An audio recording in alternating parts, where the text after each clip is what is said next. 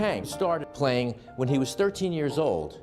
So that's like 1931. Think about that. He's a professional musician for over 70 years. And he learned directly from the great players of that period when he was growing up. Teddy Wilson, Fats Waller, Earl Hines, Art Tatum.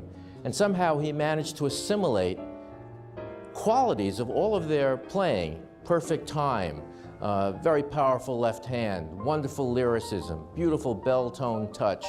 And yet, you don't really hear them specifically in his music. He's so assimilated it into his own style. He's already got this very even-handed, melodic, inventive style that is just as appropriate for the swing era as for the bop era and ever since.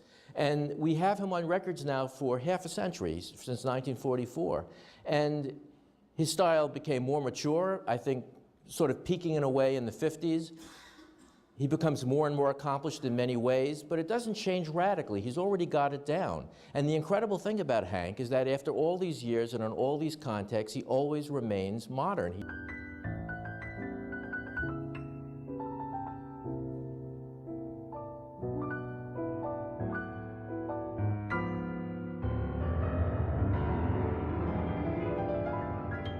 Put that in because it sounds very symphonic. You know.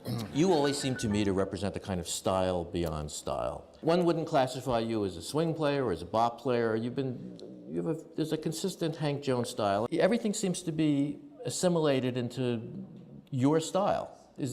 Are you conscious of what you take from somebody else? I'm conscious. Well, no. Anyway, yeah, I think that over time, what happens is sort of a distillation of all the experiences and playing situations that you've been in and all the people that have influenced your playing up to that point in time. And so I think inevitably you have represented in your style elements of all of these things that I think if I do it, it's not on a conscious basis.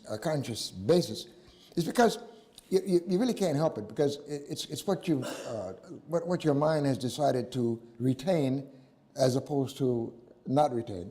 And it remains in your consciousness and you just play it as a matter of form. It becomes a part of you. And it becomes a part of what you would consider to be elements of your own identity, you see.